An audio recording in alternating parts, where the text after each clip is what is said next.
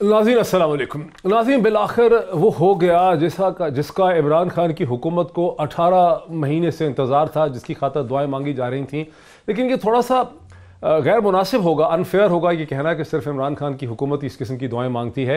पाकिस्तान की तमाम हुकूमतें यही दुआ मांगती हैं कि कहीं दुनिया में या तो अमेरिका और रूस में ठन जाए, कहीं जंग हो जाए, अफ़गानिस्तान के अंदर हमारी ज़रूरत पड़ जाए, या फिर कहीं तेल की कीमतों में कमी आ जाए ताकि हमारा गुजारा हो जाए। पाकिस्तान की हुकूमतों की कभी भी कोई मेथोडिकल साइंटिफिक ट्रेनिंग या तैयारी तो होती ही नहीं है हुकूमत और गवर्नेंस चलाने की। बिलाखिर दवाओं का अल्लाह ने मान ली पाकिस्तान की हुकूमत की, और तेल की जो बैनुल अक़वामी कीमतें हैं उसमें बहुत ही तेज़ी से 30 से 40% की कमी का धमाका जो है वो बिलाखिर हो गया है। इसका फौरी तौर पे इसकी वजह तो ये बनी है कि सऊदी अरब और रूस के दरमियान ठन गई है। अमेरिका और रूस की जंग तो नहीं हुई, लेकिन सऊदी अरब और रूस के दरमियान में ऑयल प्राइस वॉर यानी तेल की कीमतों की जंग का आगाज़ हो गया है। और उसका मुहर्रिक ये बना कि सऊदी अरब ने रूस से ये इस्तदा की कि कोरोना वायरस की वजह से चूँकि तेल की कीमतों में कमी है, इसलिए हमें जो पैदावार है, जो प्रोडक्शन है, उसके ऊपर उसमें कमी करनी चाहिए, उसमें सीलिंग रखनी चाहिए। रूस जिसकी मईशत वैसे ही दिवालिया है, बहुत ही कमज़ोर है, उसने ये प्रोडक्शन कोटे मानने से इनकार कर दिया। और सऊदी अरब जो अमेरिका का बहुत बड़ा एलाय है, उसने एक ऑयल प्राइस वॉर का आगाज़ किया, जिसके नतीजे में सऊदी ऑयल जो है उसकी कीमत में 6 से 8 डॉलर फी बैरल की कमी देखने में आ रही है। और बैनुल अक़वामी मार्केट में 30 से 40% तक ऑयल प्राइसेस में कमी होगी। इसका मतलब यह है कि हुकूमत पाकिस्तान का जो एक्सटर्नल पेमेंट होती है हर साल की, उसमें 3 से 4 बिलियन या इससे भी ज़्यादा की कमी आ सकती है। सवाल ये पैदा होता है, जो क्रूशल क्वेश्चन है नाजरीन आप सब के लिए, वो ये है कि क्या इस तेल की कीमत में कमी और इससे मिलने वाला जो फाइनेंशियल विंडफॉल है उसका फ़ायदा सिर्फ इमरान खान हुकूमत ही उठाएगी, या ये हुकूमत दयानतदारी और ऑनेस्टी से पाकिस्तान के सिसकते बिलकते मजबूर अवाम जिनकी पेट काटी जा रही है गुज़िश्ता 18 महीने से हुकूमत का कारोबार चलाने के लिए, क्या उन तक भी ये जो बैनुल अक़वामी एक चेंज आई है इसका फ़ायदा उन लोगों तक भी पहुँचेगा, या हमेशा की तरह यहाँ पर हुकूमतें अपनी स्मार्टनेस और चालाकी दिखाएंगी एक ऐसी चीज़ में जिसमें उनका 0% कॉन्ट्रीब्यूशन है। और अभी तक तो ये एक बुनियादी सवाल है जिसके साथ एक बड़ा इंटरेस्टिंग पैनल है मेरे साथ। मुझे अकील करीम ज़ैदी साहब पाकिस्तान की बहुत बड़ी मुमताज़ कारोबारी शख्सियत भी हैं और स्टॉक एक्सचेंज की मार्केट पे बड़ी गहरी नज़र रखते हैं। आज दुनिया भर की स्टॉक एक्सचेंज मार्केट्स जो हैं और जितनी इक़्तिसादी मंडियां हैं उनमें बड़ी कमी देखी गई, 3 से 6% कमी देखी गई। कहा जा रहा है कि 9/11 के बाद ये सबसे बड़ा एक दिन का झटका है इंटरनेशनल इक़्तिसादी मंडियों के अंदर। और अकील करीम ज़ैदी साहब जो हैं वो स्टॉक मार्केट्स के बहुत बड़े एक्सपर्ट हैं, तो हमें ज्वाइन कर रहे हैं। Very warm welcome to him. हमें ज्वाइन कर रहे हैं इरशाद आरिफ साहब जो कि एडिटर हैं रोज़नामा 92 के लाहौर स्टूडियो से ज्वाइन कर रहे हैं। बड़ा ही शार्प एनालिसिस रखते हैं पॉलिटिक्स में। इनसे समझेंगे कि अब नवाज़ शरीफ और शहबाज शरीफ साहब का क्या होगा। वसीम बादामी साहब आपकी मुमताज़ पाकिस्तान के Mumtaz television commentator, anchor person, political commentator, हमारे दोस्त जो हमें कराची से ज्वाइन कर रहे हैं। और सईद काजी साहब पाकिस्तान के मुमताज़ सीनियर तज्ज़ियाकार कॉलमिस्ट जो हमें लाहौर से DSNG के ज़रिए ज्वाइन कर रहे हैं। A very warm welcome to all my guest. Aqeel Karim Zaidi sahab, अगर मैं आपसे बात का आगाज़ कर सकूँ। अस्सलाम वालेकुम, आपको मेरी आवाज़ आ रही है? बिल्कुल आ रही है। वालेकुम अस्सलाम। अकील करीम ज़ैदी साहब, ये जो 3 से 4 बिलियन डॉलर का फ़ायदा हुकूमत को पहुँचेगा, इसका कोई फ़ायदा पाकिस्तान के सिसकते बिलकते मजबूर अवाम को भी पहुँचेगा, या ये हुकूमत ही खा पी जाएगी सारा? देखें, मैं आपको बताता हूँ, ये जो बेनिफिट है ये सिर्फ 3 से 4 बिलियन डॉलर का नहीं है। ये बेनिफिट बहुत आगे तक जाएगा। उसकी वजह यह है कि आपकी कॉस्ट ऑफ डूइंग कम होगी। अच्छा। आपके इन्फ्लेशन के नंबर कम होंगे, आपके इंटरेस्ट रेट कम होंगे।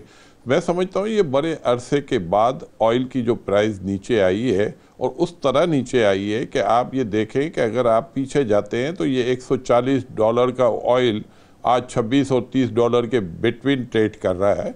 तो मेरा नहीं ख्याल है कि गवर्नमेंट के तो इसमें है, गवर्नमेंट को तो इंटरेस्ट में ये भी है कि अगर ऑयल प्राइस ये पास ऑन करेगी और उसका इन्फ्लेशन के नंबर कम होंगे, उससे गवर्नमेंट की डेट सर्विसिंग, क्योंकि इंटरेस्ट रेट का ताल्लुक बनता है इन्फ्लेशन से, तो इंटरेस्ट रेट कम होगा तो गवर्नमेंट के लिए ऑयल प्राइस ज़्यादा रखने का फ़ायदा नहीं है, कम करने में बेनिफिट ज़्यादा है। जब क्योंकि आपका जब डेट सर्विसिंग कम होगी और वो कम भी होगी तकरीबन कोई 1000 अरब के करीब, और ये आपके लिए बहुत बड़ा बेनिफिट है। और दूसरा, कॉस्ट ऑफ डूइंग कम होगी, फर्टिलाइजर की प्राइस गिरेगी, पाम की प्राइस नीचे आएगी, तेल और घी नीचे आएंगे, कोल की प्राइस नीचे आएगी, एलएनजी की प्राइस नीचे आएगी, आपकी जो इंडस्ट्री है जो है वाइबल हो जाएगी, इंडस्ट्रियल ग्रोथ बेहतर हो जाएगी। तो पाकिस्तान की सिचुएशन दूसरों के मुकाबले में मुख्तलिफ है। दूसरे मुल्क जो ऑयल प्रोड्यूस कर रहे हैं उनके लिए तो इमरान खान को सुख का चैन, मतलब जैसे यानी इमरान खान जो है, अकील करीम दैदी साहब, यानी मेरे साथ रहिए, इमरान खान साहब मेरे साथ रहिए, अकील करीम दैदी साहब, सईद काजी साहब, अकील करीम दैदी साहब को बड़ी उम्मीद है कि ये हुकूमत वक्त जो है इमरान खान की हुकूमत, ये इस बेनिफिट को आवाम तक आने देगी, क्योंकि इससे पहले माजी में हुकूमतों ने इस मुल्क में ये भी कहा है कि अगर हम तेल की प्राइसेस में जितनी कमी हुई है उसे अगर हम पास ऑन कर देंगे तो ऑयल की कंजम्पशन बढ़ जाएगी और यूं हमारे फॉरेन एक्सचेंज को ख़तरा होता है। आपको क्या लगता है कि ये इमरान खान हुकूमत वही करेगी या इमरान खान हुकूमत बिल आखिर अपने अवाम पे रहम खाएगी? देखिए, ये बात तो दुरुस्त है कि एक कुशन मिलेगा इस गवर्नमेंट को, जो एक विंडफॉल तो इसके लिए होगी। अब कितना पास ऑन करती है, क्योंकि इसकी मैक्रो इकोनॉमिक्स को इतनी बुरी तरह यहाँ मैनेज किया गया है, जिस तरह से सेंसलेसली कर्जे यहाँ ये लेते रहे हैं, हर शर्त पे लेते रहे हैं, और बिल्कुल जिस तरह मुस्लिम लीग नून बाकायदा ट्रैप कि जिस तरह लगता था गलत फिगर दे के, और जो है हर किस्म की गलत कमिटमेंट्स, बाद में खुद पकड़े भी गए सागदार साहब का, पता चला कि खुद उन्होंने कहा कि जो आप हमें जो डाटा दे रहे हैं वो तो गलत है, आप तो फिगर फजिंग कर रहे हैं। तो ये तो एक तो मैक्रो इकोनॉमिक ये ज़रूर है, मैं मानता हूँ जो अकील साहब कह रहे हैं आएगा, लेकिन अभी आज की बात है, आज कह रहे थे इकोनॉमिस्ट कि हमारी डेट सर्विसिंग अगले साल 3200 अरब रुपए की होगी, जो कि आज इस दफ़ा 2000 अरब की है। तो ये यानी इतने बड़े मसाइल हैं कि इसमें कितना ये पास ऑन करते हैं। और अब स्टेक होल्डर्स कौन रह गए हैं? एक स्टेक होल्डर है आपका सबसे बड़ा आलमी मालियाती इदारे जो आपका मेजर ले जाते हैं, ऊपर से आपके बिजली बनाने वाले हैं जो है तकरीबन 2000 अरब तक आपका पहुंच गया है। आज तक किसी ने उसका फोरेंसिक ऑडिट ही नहीं करवाया, आज तक वो मुआहदे किसी ने नहीं खोले। ये जो बर्बादी 1992 में शुरू हुई थी, इसको फाइनेंशियल टाइम्स ने, जो FT बड़ा अखबार है दुनिया का, उसमें ये राज हमें पहली दफा पता चला। 2012 में स्टोरी छपी जो 92 में ये सारे कर्जे की बुनियाद रखी गई। तो इसका कोई फोरेंसिक ऑडिट नहीं करवाता। तो इमरान खान साहब की कामयाबी डिपेंड करेगी कि उन्होंने यहां किसी को हाथ नहीं डाला। और मैंने अर्ज किया था आज 4-5 यानी जब खान साहब नहीं थे पावर में, उनसे इंटरव्यू करते हुए कि हजूर एक बिजली सीधी कर लें तो आपकी जो है प्रोडक्शन भी ठीक हो जाएगी, मगर कौन उनको हाथ डाले? अरे भाई वो तो नैब का लाभ बदलवा देते हैं, बिजली किसने ठीक करनी है? तो ये है, अब आप इन कार्टल्स के हाथों से अवाम के लिए रोटी का टुकड़ा ले सकेंगे या who will get the Lions share? Because आज तक तो लायंस शेयर जो है ये आपकी इशराफिया खाती रही है और ले रही है। नीचे आपको सोशल सेक्टर का हाल पता है, PSDP आपका कितना है, जो है उसका भी 30% खर्च नहीं होता। सबसे बड़ा माल ये जिसमें बनाते हैं वो इस ठेकेदारी, ये जो पब्लिक प्राइवेट पार्टनरशिप के नाम पे फ्रॉड किया गया इस मुल्क के अवाम के साथ, जो पहले 56 कंपनियां बना दी उसने, अब भी वही चल रहा है। तो बात यह है कि प्रॉब्लम इसमें यह है कितना करप्ट स्ट्रक्चर है कि जो पैसे हैं उनकी ट्रांसलेशन नहीं होती इनटू वेलफेयर, दरमियान में खा जाते हैं। करप्ट भी है, बेरहम भी है, बेहिस भी है, करप्ट भी है, बेरहम भी है। जी जी बिल्कुल, मेरे साथ रहिए। करप्ट भी है ये निज़ाम नाज़रीन, बेरहम भी है, बेहिस भी है, अशराफिया का कंट्रोल है। इसको पॉलिटिकल साइंस की लैंग्वेज में कहते हैं एलीट कैप्चर। चंद 100 लोगों का इस पूरे इक्तिसादी ढांचे के ऊपर, इस पूरे मालियाती निज़ाम के ऊपर, इस पूरे फाइनेंशियल ढांचे पे चंद 100 लोगों का कब्जा है, वही यहाँ से बेनिफिट या फ़ायदा उठा पाते हैं। इरशाद आरिफ साहब, आपको लगता है कि ये हुकूमत जो है, क्योंकि पाकिस्तान की तो जैसे कि मैंने शुरू में कहा कि हर हुकूमत की उम्मीद यही होती है कि अफ़गानिस्तान में किसी तरह से अमेरिका से कुछ मिल जाए, अमेरिका और रूस में कुछ ठन जाए तो हमारा कोई गुजारा हो जाए, तेल की कीमतों में कमी हो जाए, 9/11 हो जाए, पेरिस क्लब की रीस्केड्यूलिंग हो जाए, हमें कहीं से कुछ मिल जाए। अंदरूनी तौर पे तो मैंने नहीं देखा अपनी ज़िंदगी में कि कभी यहाँ पे कोई creative out of box economic thinking हुई हो। अब जबकि ये एक इंटरनेशनल विंडफॉल हुआ है, क्या पाकिस्तान के आम शहरी को इसका फ़ायदा मिलेगा या ये हुकूमत ही खा जाएगी सब कुछ? देखें डॉक्टर साहब, इसमें दो चीज़ें हैं। पहली बात तो ये है, हुकूमत को ये फ़ैसला करना है कि इसका बेनिफिट डायरेक्ट आवाम को उस तरह से पहुंचाना है जिस तरह गैस का हमने डायरेक्ट आवाम को, डोमेस्टिक कंज्यूमर को पहुंचाया और अपनी इकॉनमी का और गैस फील्ड का बेड़ा गर्क कर दिया कि वो गैस सारी की सारी बजाय उससे बिजली पैदा करते, उससे बाकी चीज़ें वो इंडस्ट्री से फ़ायदा उठाते, हमने घरों में जला दी, चूल्हा जलता रहा और उसके बाद हम कंगाल होना शुरू हो गए।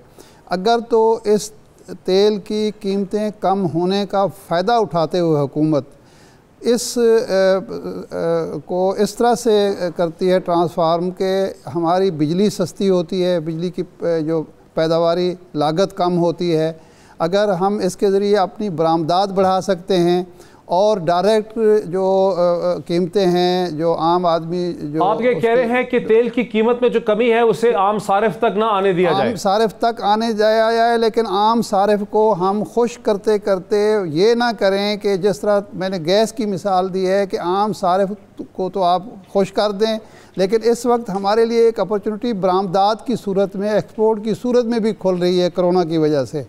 अगर हम इसको इस्तेमाल करें, थोड़ा सा फ़ायदा हम पहुंचाएं आम सारे को। देखें, बिजली अगर सस्ती करते हैं, ये बिजली की पैदावार में इस्तेमाल होता है आपका तेल, और बिजली सस्ती होती है तो उसका फ़ायदा भी तो आम सारिफ को होगा ना, सिर्फ डायरेक्ट तेल से नहीं होता, तो उससे तो हमें बहुत फ़ायदा होगा। लेकिन अगर हमने सिर्फ आवाम को खुश करने के लिए कि तेल की कीमतें हमने बहुत कम कर दी हैं और इसका इंडस्ट्रियल इस्तेमाल ना किया इस तेल का, लेकिन इरशाद आरिफ साहब, जब तेल की कीमतें ऊपर जाती हैं तो हुकूमत पाकिस्तान यही एक्सक्यूज देती है कि चूंकि आलमी मार्केट्स में तेल ऊपर चला गया तो कीमतें ऊपर कर देती है। उस सूरत में भी हुकूमत को ज्यादा टैक्सेस मिलते हैं, ज्यादा पैसा मिलता है। अब तेल की कीमत कम हो तो आप कह रहे हैं कम भी नहीं करनी चाहिए, तो फिर पैसा तो हुकूमत की जेब में चला जाता है। डॉक्टर साहब ये फरमाएं कि हम टैक्स देने के लिए तैयार हैं, जब हम डायरेक्ट टैक्स नहीं देंगे तो हुकूमत अपने अखराजात, रियासत के अखराजात, अवाम के अखराजात कहाँ से पूरे करेगी? उसको इनडायरेक्ट टैक्सेशन का सहारा लेना पड़ता है। मैं जो बात कर रहा हूँ कि आप आवाम को अगर आप रिलीफ देने का, एक तरीका ये है कि बिजली सस्ती करें, एक तरीका ये है कि आपकी एक्सपोर्ट बढ़े, आपकी पैदावारी लागत बढ़े और उसके नतीजे में आवाम को सस्ती अशिया मुयस्सर हों, आपको कर्ज़े ना लेने पड़ें, कर्ज़ों की किस्तें अदा करने के लिए कर्ज़े ना लेने पड़ें, तो मेरा ख़्याल है ये एक मुनासिब होगा। फौरी तौर पर तो आवाम को फ़ील नहीं होगा, सियासी शायद इसका बहुत ज़्यादा फ़ायदा ना हो, लेकिन लॉन्ग टर्म इसका फ़ायदा होगा। लेकिन आपने पास ऑन कर दिया और आप उस तरफ गए ही नहीं। मेरे साथ वसीम बादामी साहब, एक सेकंड, वसीम बादामी साहब, ये जो इरशाद आरिफ साहब कह रहे हैं, मुझे जो समझ आ रही है कि वो कह रहे हैं कि हुकूमत को इसको और तरह से इस्तेमाल करना चाहिए और तेल की कीमतों में जो कमी आई है, जो बिलकते सिसकते महंगाई के नीचे पिसे हुए आवाम है जिनको आप 117-18 तक का बेच रहे थे तेल 1 लीटर का, वो उनको इसमें रिलीफ देने की ज़रूरत नहीं है और नेशनल इंटरेस्ट में इसको इस्तेमाल करना चाहिए। सर मैंने ये नहीं कहा कि नहीं है पाकिस्तान की किसी भी हुकूमत पे कि वो नेशनल। डॉक्टर साहब ये मैंने नहीं कहा कि उनको वसीम बदामी को भी आने देना, फिर सुनते हैं। वसीम बदामी, आपको एतमाद है कि पाकिस्तान में कभी कोई ऐसी हुकूमत पैदा भी हुई 70 साल में जिसने नेशनल इंटरेस्ट का कह के नेशनल इंटरेस्ट में काम किया हो और आवाम की मतलब पसलियां मजीद नहीं तोड़ी? बिस्मिल्लाहिर्रहमानिर्रहीम। वो इरशाद साहब बता रहे हैं कि उन्होंने जो कहा ज़ाहिर अपने कॉन्टेक्स्ट में कहा होगा, लेकिन मैं generally speaking not responding to Irshad sahab के नेशनल इंटरेस्ट खैर वैसे भी एक ऐसी टर्म रही है कि जिसको इस्तेमाल करके जिसका जब जो चीज़ जी चाहे वो कर दिया गया है, जिसका जब जो चीज़ है जिस किसी को लेबल कर दिया गया और फिर पता नहीं क्या क्या हो गया नेशनल इंटरेस्ट के नाम पे। तो ये तो एक इस टर्म की डेफिनेशन की बहुत ज़्यादा ज़रूरत है। मुझे ऐसा लगता है कि एक ऐसे मौके पर कि जब इमरान खान साहब, हम जानते हैं कि ज़ाती तौर पर इस बारे में बहुत ज़्यादा फ़िक्रमंद है कि उनकी हुकूमत का इस एतबार से तासुर बहुत ख़राब हो रहा है कि ये महंगाई पर काबू नहीं पा सकी है। जब इतनी गोल्डन अपॉर्चुनिटी आई है तो अगर उनको उनके मुआशी वजीर ये एडवाइस दे भी रहे होंगे तो भी वो इस बात को मेक श्योर करेंगे कि एक खास हद तक इसका फायदा बराह रास्त आवाम को जरूर पहुंचाया जाए, इस वजह से भी कि आवाम को फायदा हो और इसलिए भी कि उस तासुर को बेहतर करने में कुछ मदद मिले। जाहिर है मुख्तलिफ इकनॉमिक अप्रोचेज होती हैं, बस एक अप्रोच होती है आप आवाम को सब्सिडी दे दें मुख्तलिफ अशिया पर, एक ही होती है नहीं जनाब आप ओवरऑल मुआशी सूरत हाल को बेहतर बनाएं ताकि आवाम की कुव्वत खरीद बढ़ जाए। लेकिन गवर्नमेंट्स ऐसी चीजों की तरफ जाती हैं जिससे उनको पॉलिटिकल माइलेज मिले। आपको क्या लगता है? काम खान साहब करेंगे और उनको करना भी चाहिए, पहुंचाएंगे आवाम तक रिलीफ। आप समझते हैं कि खान साहब बुनियादी तौर पे आप वही समझ रहे हैं जो अकील करीम, हाँ अकील करीम देदी साहब का भी यही ख्याल था जो वसीम बादामी साहब का ख्याल है। जनाब सईद काजी साहब, आप क्या समझते हैं, आपको एतमाद है कि इमरान खान हुकूमत जो है वो आवाम तक इसका बेनिफिट आने देगी? देखिए, आज की जो हुकूमत है उसमें देखें हुकूमत में हुकूमत रह कितनी गई है। मुझे आप ये बताएं कि क्या आज हमारी पार्लियामान कुल्ली तौर पर बाइख्तियार है अपना बजट खुद बना सके, कोई टैक्स लगा सके, कोई रिलीफ दे सके? Who is in real sense of the word, कौन है सैडल में, कौन है इस वक्त, कौन बैठा हुआ है? कहां आपके मेजर डिसीजन होते हैं? हमारा रोना तो यही है कि सबसे मुकद्दस हमारा पार्लियामान है, वहां पे हमारे नुमाइंदे बैठे हुए हैं जैसे भी हैं, वो हमारा फैसला कर सकते हैं। मुझे आप बताएं, आप जरा देखें, दो बंदों कभी नाराज होकर चले गए, आपका एक और बंदा आज चला गया जो है हफीज शेख साहब की, आपको तबीयत का पता है, वो कैसे इससे पहले भी वजीर खजाना रह चुके हैं। और whose interest he is watching by the way, किसके मफादात की वो निगहदाश्त कर रहे हैं? क्या ये सारा सेटअप मोहित भाई मेरे और आप और इस मुल्क के पिसे हुए लोगों के मफाद में जो है वो ऑर्गेनाइज किया गया है? वो हमारा ख्याल करेंगे? ये हमारा ख्याल करते रहे हैं जो पिछली 30-40 साल से जो इन्होंने हमें मॉडल दिया, ये बड़ा अच्छा मॉडल है थैचर का, और इकोनॉमिक्स का बड़ा अच्छा मॉडल आ गया है जुल्फकार अली भुट्टो को। आज पीपल्स पार्टी के सेमिनार में क्या बात हुई, क्या बात की डॉक्टर कैसर बंगाली ने? उसने कहा वो बेहतर थी जो नेशनलाइजेशन थी तुम्हारी इस पब्लिक प्राइवेट पार्टनरशिप से। आपने बेड़ा गर्क किया किसका? ये जो आपने इसको किया, जो आपने इसको वापडा के साथ जो हशर किया, ये दुनिया का दूसरा जो है यूनिफाइड सिस्टम था जापान के बाद। इसके इसके हिस्से बखरे किए। तो सवाल यह है कि हर निज़ाम, हर हुकूमत का एक मकसद होता है। क्या इनका मकसद वो है जो ये अपने मंशूरों में लिखते हैं या तकरीरों में करते हैं? नहीं, ये हुकूमत है, it has become a committee for the running of the जो मसाइल हैं रिच एंड माइटी के, जो ये कमेटी है जो इनके मसाइल के लिए, हमारे लिए नहीं है। मुझे बताएं कहां पे पाकि डेवलपमेंट हो रही है? आपके शॉपिंग मॉल्स बन रहे हैं, फ्लाईओवर्स बन रहे हैं, गाड़ियां इस मुल्क के गरीब आदमी की चलती हैं, आपकी हाउसिंग सोसाइटियां और गेटेड कम्युनिटीज बन रही हैं। ये कौन सा इकोनॉमिक मॉडल है? और मैं ये अर्ज कर दूं, ये वो इकोनॉमिक मॉडल है जो मोदी को भी लेके बैठ जाएगा। 45 साल पुरानी जो है टूट गया है रिकॉर्ड इसका बेरोजगारी का। प्रॉब्लम यह है कि ये जो डिजाइन इसके अंदर फ्लॉ है, इस निजाम के अंदर डिजाइंड है ये इस एलीट का ये जो हमने 1980 से इख्तियार किया था। और आज कैम्ब्रिज यूनिवर्सिटी की स्टडी है कि जो ग्रोथ रेट्स बरतानिया के थैचर से पहले के थे वो आज से बेहतर हैं, आप निकाल के देख लें। तो ये एक डिफेक्टिव इकोनॉमिक मॉडल पे फजूल उम्मीदें वाबस्ता करना गलत, आउट ऑफ द बॉक्स करना पड़ेगा। और जितने मशीन बाय द वे बैठे हुए हैं ये सारे जिन्हें हम एलीट इकोनॉमिस्ट कहते हैं, मैं आपसे ये अर्ज कर दूं कि ये डिग्रियां हमारे मफाद में नहीं बांटी दी जाती। ये जो खास तौर पर इकोनॉमिक्स की डिग्रियां और नोबेल प्राइज जो हैं जो मिलते हैं, हमें पता है कैसे मिलते हैं और किन नजरियात और किन थेरीज पर मिलते हैं। तो एक बड़ी तब्दीली और बदलाव की जरूरत है। अब खान साहब के पास वो टीम है, वो लोग हैं, वो विजन है और वो जुर्रत और हौसला है कि जो एक कार्टल से लड़ सके, भले वो आलमी हो भले वो मकामी हो। तो इस बहुत सारे इफ्स एंड बट्स हैं। जी मोहित भाई, बहुत से इफ्स एंड बट्स हैं। मेरे साथ रहिए, तक की तमाम बहस आपने सुनी। अब सवाल यह है कि जो इक्तसादी बेनिफिट मिलेगा इस हुकूमत को, जो स्पेस मिलेगी, उस स्पेस के नतीजे में इमरान खान की हुकूमत की सियासत कहाँ ठहरेगी और अपोजिशन की सियासत का क्या होगा, ये सवाल उठाते हैं एक ब्रेक के बाद। नाज़रीन वेलकम बैक। नाज़रीन अब ज़रा जायज़ा लेते हैं कि तेल की कीमतों में कमी के नतीजे में इमरान खान की PTI की हुकूमत की इक्तसादी स्पेस में, फाइनेंशियल स्पेस में, मैन्यूवरेबिलिटी में, स्ट्रेटिजिक स्पेस में जो इजाफा होगा उसका हुकूमत के सियासी इक़्तिदार पे और अपोजिशन की जो फॉर्चून्स हैं उस पर इसका क्या असर होगा। मैं वसीम बादामी साहब से शुरू करता हूँ, फिर सबकी तरफ आता हूँ। वसीम बादामी साहब, तब तलत हुसैन साहब पाकिस्तान के बहुत ही प्रोमिनेंट पॉलिटिकल कमेंटेटर हैं, टेलीविज़न एंकर पर्सन हैं, आप सबके जानने वाले हैं, मेरे जानने वाले हैं, आपके जानने वाले हैं, मौजूदा हुकूमत से भी को बहुत ज़्यादा खुश नहीं रहे। उन्होंने एक लेटेस्ट पीस लिखा है बहुत ही हकीकत पसंदाना, जिसका उन्वान है नून लीग की ख्वाहिश और हकीकत, जिसके शुरू में लिखा है काफ़ी देर तक टर्क की पीछे भागने के बाद नून लीग की मरकज़ी क़यादत को एहसास हो गया है कि मुक़्तदर हलकों के साथ खुफिया बातचीत में जो इम्कानात ज़ेर बहस आए थे वो रात गई बात गई के तर्ज के थे। और आखिर में वो लिखते हैं, इसी उन्वान किसी कॉलम के आखिर में लिखते हैं कि नून लीग की लंदन में मौजूदा क़यादत तो भी ये कहती रही कि उनको सियासत में वापसी का इख्तियार मिल जाएगा। आपने सबने सुना है कि सीज़ फायर हो गया वगैरह वगैरह, मगर अभी तक धक्के के अलावा कुछ और नहीं मिला। जब फैसला साजी दीवाने के ख्वाबों पर बुनियाद करती हो तो ऐसा ही होता है, धक्के ही पड़ते हैं। तो वसीम बदावी साहब, मैं तो खैर उन चंद एक आध लोगों में था जो कहता था कि कुछ भी नहीं होने वाला, ये सब एक खौमखा की एक जो है वो स्पेकुलेशन हो रही है, और आपने भी एक दो दफ़ा मेरे प्रोग्राम्स में कहा कि आपको हुकूमत कहीं जाते नज़र नहीं आती।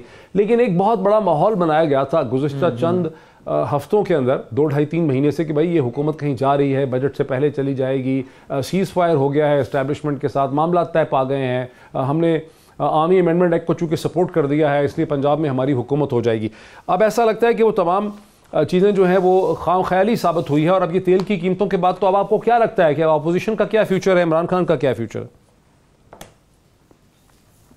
जी हाँ डॉक्टर साहब, मुझे बड़ी हैरत होती थी कि जब मौलाना साहब आ रहे थे तो बहुत सारे सीनियर, ज़ाहिर है जिनसे हम सीखते हैं ऑफ कोर्स, और राय के इख्तलाफ का तो सबको हक़ है, वो भी बड़ा कन्विंस थे इस बात पे, अपने किसी बायस की बुनियाद पे नहीं बल्कि अपने बिल्कुल तजुर्बे की बुनियाद पर कन्विंस थे कि ये मौलाना साहब आए हैं तो ऐसे ही नहीं जाएंगे, ये खान साहब को हिला कर जाएंगे या खान साहब को घर भेज के जाएंगे। फिर उसके बाद मार्च की तारीखें लोगों ने देना शुरू की कि मौलाना साहब चले तो गए हैं लेकिन अब इसके आफ्टर इफेक्ट्स आएंगे और मार्च तक तो हुकूमत नहीं बचती। और अब वही लोग, मैं अभी भी जब बहुत सारे लोगों से ऑफ द रिकॉर्ड बात होती है तो वो ये बहुत कन्विंस नजर आते हैं। वो कल मैंने एक नून लीग की सीनियर लीडर से बात की, उन्होंने कहा जी आप देखिए जून और जुलाई के बाद होता क्या है, तो वो लोग तो अभी भी बहुत कन्विंस हैं। I will be very surprise अगर ऐसा कुछ होता है तो। और अब जाहिर है अगर ये तेल की कीमतों में कमी की वजह से, चूंकि हम हमेशा कहते हैं कि इमरान खान की सबसे बड़ी अपोजिशन मेरे ख्याल में जरदारी साहब की तकरीर, मियाँ साहब की ट्वीट, जरदारी बिलावल साहब की भड़क या शहबाज साहब की तकरीर नहीं है। उनकी सबसे बड़ी अपोजिशन जो है inflation, economic condition, bad governance, ये सब कुछ है।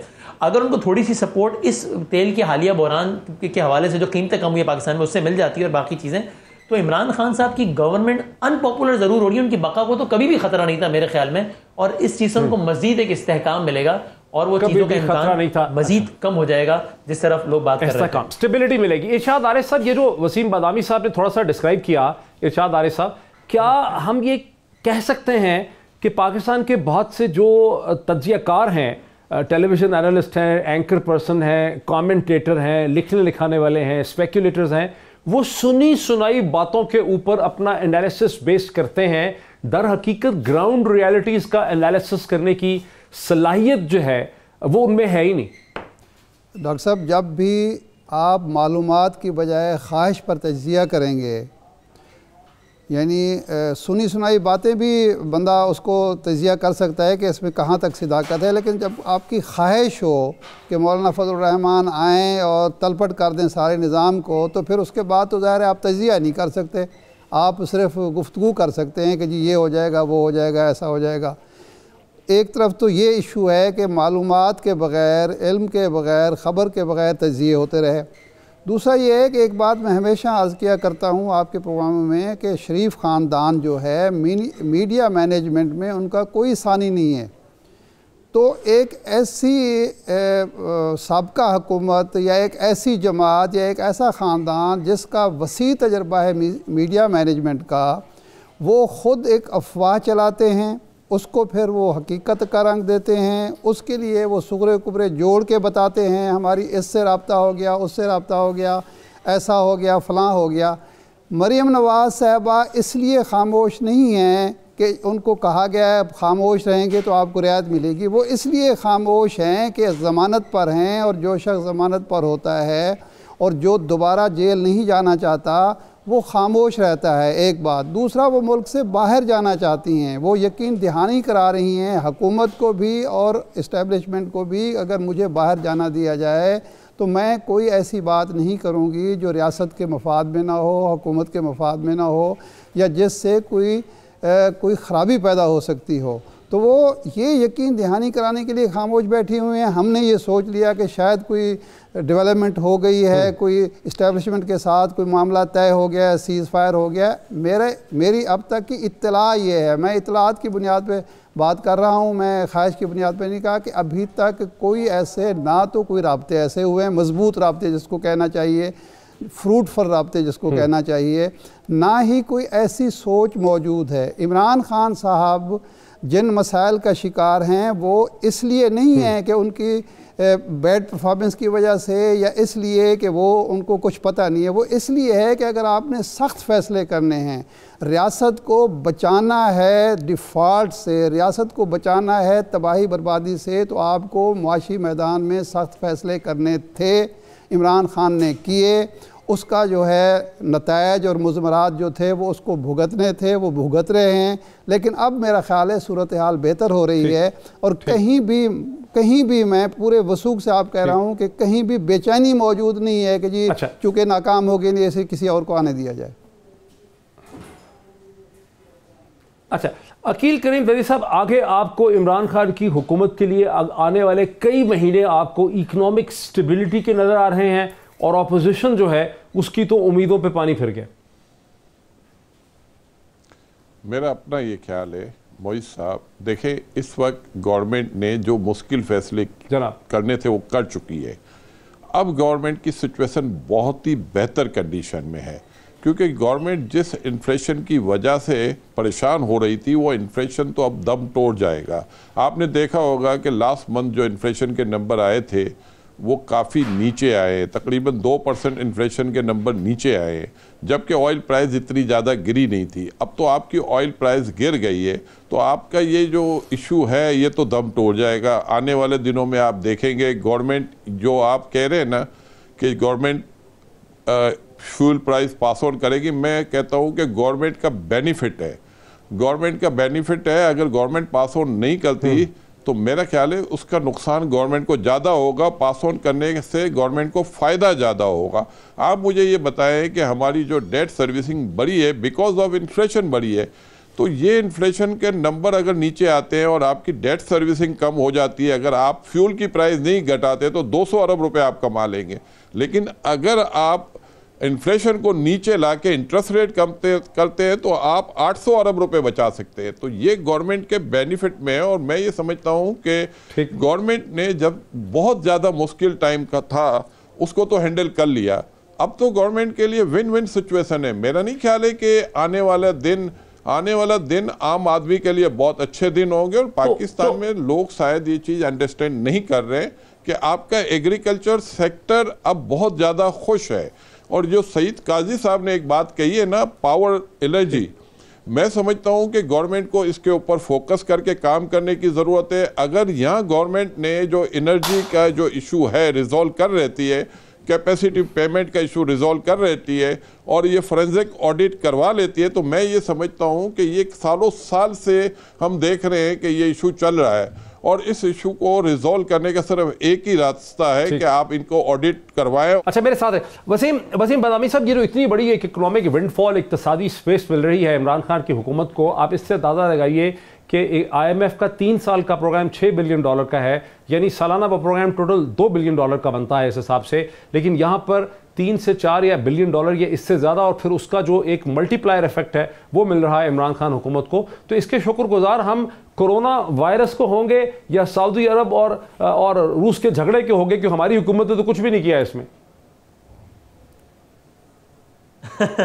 मैं तो आम आदमी वाली बात करूंगा, हम आम खाएं, हमें पेड़ गिनने से क्या है, हमें एक फ़ायदा हो रहा है। अब अल्लाह करे कि हमारी गवर्नमेंट इस अपॉर्चुनिटी का भरपूर फ़ायदा उठाए, ना कि इसको ज़ाया कर दे, इस एतबार से कि वो अपना भी जो इकोनॉमी के हवाले से कुछ जो डेफिसिट्स हैं उसको कवर करें और आवाम को भी जो है वो इसका फ़ायदा पहुंचाए। जाहिर है कोरोना की वजह से बहुत सारी और भी चीज़ें हुई हैं। अभी पिछले दिनों हमें PTI के ही कुछ मिनिस्टर्स जो है वो फिगर्स कोट करते नजर आए थे कि किस तरीके से LNG जो है वो अब स्पॉट पे सस्ती अवेलेबल है। वो उसका कंपैरिजन कर रहे थे, शायद खाकान साहब और मिफ्ता साहब ने जो किया था। हालांकि वो कंपैरिजन गलत इसलिए था कि वो उसका भी ताल्लुक कोरोना से है कि चाइना में बहुत सारे LNG टर्मिनल चाइना इस वक्त नहीं ले रहा है, इसलिए स्पॉट पर सस्ता अवेलेबल है इस वक्त LNG। और हमने जो बाइंग की थी वो स्पॉट बाइंग नहीं थी बल्कि दूसरी बाइंग थी। तो जाहिर है हर चीज में से, हर क्राइसिस में से अपॉर्चुनिटी भी निकलती है और लायबिलिटीज भी निकलती हैं। ये बहुत बड़ी अपॉर्चुनिटी हमारी झोली में आकर घिरी है।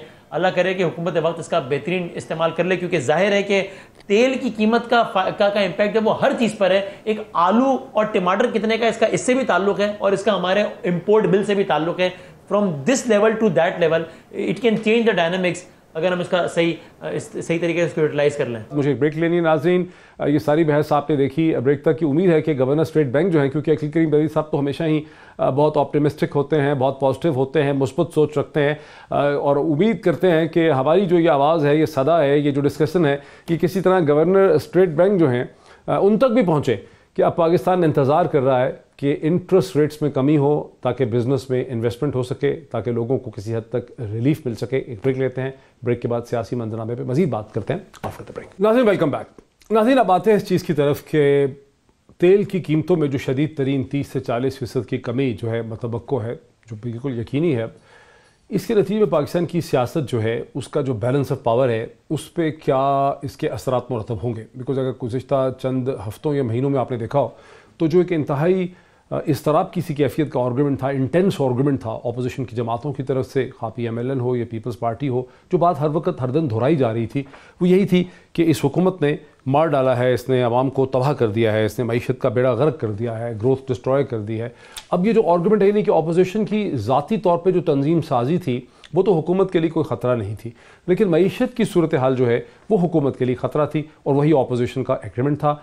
गुज़िश्ता हफ्ते PMLN का एक हाई पावर डेलीगेशन जिसमें साबिक वज़ीर आज़म जनाब खाकान अब्बासी भी थे, मरियम औरंगज़ेब साहिबा भी थीं, एहसन इकबाल भी थे, मिफ्ता इस्माइल भी थे, ये सब लोग जो हैं वो कराची पहुँचे MQM पाकिस्तान की लीडरशिप से मुलाकात करने के लिए। और वहाँ उन्होंने जो है MQM के दोनों धड़ों से मुलाकात की और उसको भी पाकिस्तान के मीडिया ने, ये तज्ज़िया नगारों ने बहुत गौर से देखा। लेकिन अब जब ये तो तेल की कीमत गिरने से पहले की सूरत हाल है, अब जबकि तेल की कीमत में इतनी ड्रास्टिक कमी आई है तो अपोजिशन की जो सारी सियासत है अब ये कहाँ खड़ी है और ये क्या रुख इख्तियार कर सकती है, इस पे अगर मैं बात करूँ। वसीम बादामी साहब, चूँकि आप कराची से हैं और कराची में हैं, आप क्या समझते हैं कि PMLN का जो डेलीगेशन था, इनकी जो MQM के दोनों धड़ों से मुलाकात थी, इसका क्या मकसद समझ आया था?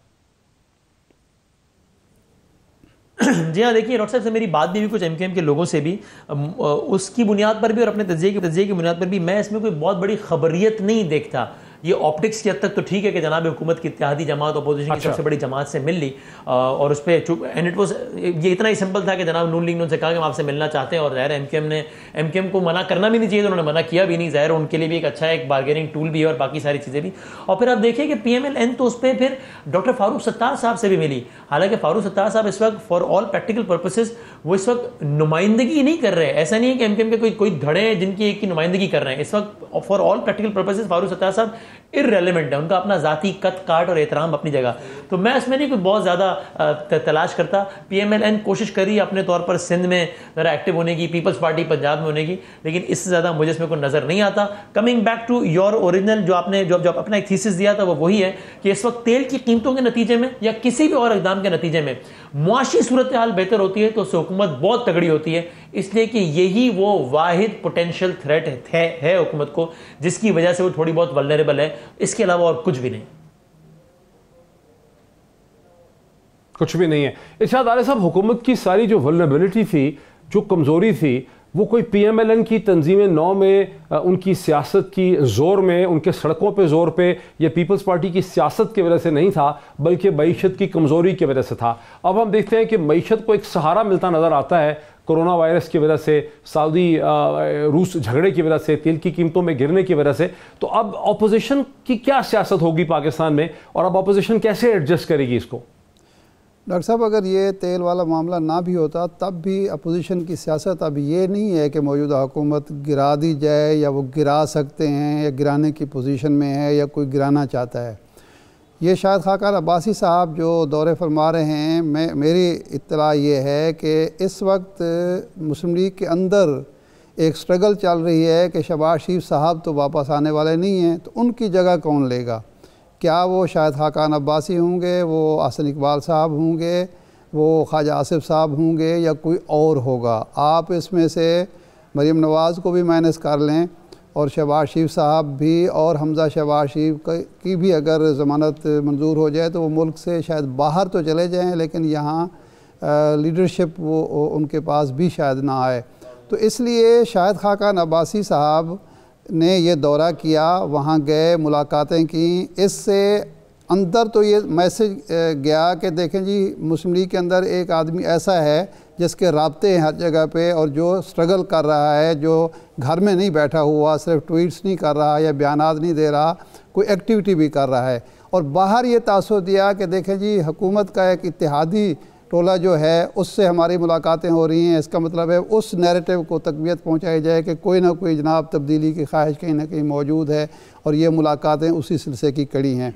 तो इसका ये दो तरफ़ा एक, लेकिन ऑपोजिशन को तब्दीली की ख्वाहिश, लेकिन इरशाद आरिफ साहब, ऑपोजिशन के लिए ये ज़रूरी है ना कि अपने रैंक एंड फाइल को, अपने सपोर्ट बेस को ये उम्मीद दिलाते रहें कि देखिए तब्दीली आ सकती है, हमारे मामला तय पा गए हैं, हुकूमत ने देखिए मईशत का कुंडा कर दिया है। तो उनको ये उम्मीद तो थी ना कि हुकूमत बहुत तेज़ी से गैर मकबूल हो रही है, चूँकि आवाम को शदीद तकलीफ़ हो रही है महंगाई की वजह से, बिजली की कीमत से, गैस की कीमत से, पेट्रोल की कीमत से, इन्फ्लेशन की वजह से, अनएम्प्लॉयमेंट की वजह से। तो अब जब हुकूमत रिलीफ देने की सूरत हाल में आ जाती है तो अपोजिशन एडजस्ट कैसे करेगी इस सारी चीज़ से? सर, दो फैक्टर ऐसे हैं जिसने इस सारी जो सूरत हाल थी उसको रिवर्स कर दिया, बल्कि उसको बहुत नुकसान पहुंचाया। एक तो मियां नवाज शरीफ का बाहर चले जाना और जनाब जरदारी का ज़मानत के बाद घर में बैठ जाना, ये दो ऐसे अवामिल हैं जिससे उनका जो कारकुन है, सियासी कारकुन को हम इतना बेवकूफ़ ना समझें कि वो कुछ समझ ही ना पा रहा हो, उसको जो इशारे मिल रहे हों, जो पैगाम मिल रहा हो, वो उसको रीड ना कर रहा हो या उसकी समझ ना आ रही हो। इनके खामोशी से वो समझ चुका है कि ये कोई हुकूमत गिराने की ना पोजीशन में है, ना ये चाहते हैं, ये सिर्फ अपने जान बचा रहे हैं या अपना माल बचा रहे हैं।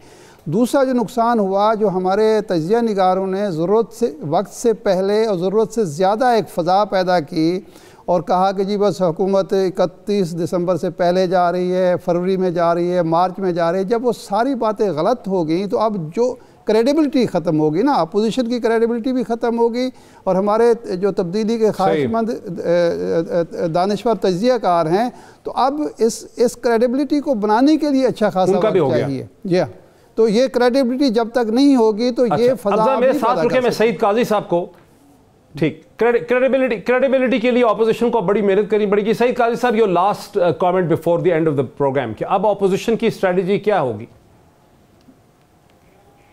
देखें, इमरान खान को एक बहुत बड़ी, मैं समझता हूँ, बदनसीबी मिली, वो इस मुल्क की मैशत थी, मगर उनकी एक बड़ी खुशकिस्मती भी थी कि उनको अपोजिशन में पीपल्स पार्टी मिली और मुस्लिम लीग नून मिली, जो बारहा हुकूमत में आकर बुरी तरह डिस्क्रेडिट हो चुके थे। तो ये, और यही वजह है कि 15-16 महीनों में लोग जो हैं वो पिसते रहे, मगर वो अपोजिशन का ने जो कोई हल्की फुल्की इस पर कोशिश, सियासत चमकाने की कोशिश की, किसी ने उस पर कान नहीं धरा। लेकिन मैं ये समझता हूँ फाइनल एनालिसिस डिपेंड यही करेगा, इमरान खान, पीटीआई की डेस्टिनी भी डिपेंड करेगी वेदर दे कैन डिलीवर और नॉट। बड़ा नाजुक सवाल है, हम प्रिडिक्ट नहीं कर सकते, आसान नहीं है, लेकिन खान साहब जो है उन्हें अगर वो गिव इन नहीं करते और वो काम कर जाते हैं जो काम हाथ कोई नहीं डाल रहा, जो हम पहले कर रहे थे, तो कार्टल्स को जो है कंटेन भी कर लेते हैं, केजरीवाल की तरह थोड़ा सा रिलीफ भी दे लेते हैं, या टैक्स रिफॉर्म्स कर जाते हैं, जिस तरह उसने 5% टैक्स कर दिया 17% से, और 30,000 करोड़ से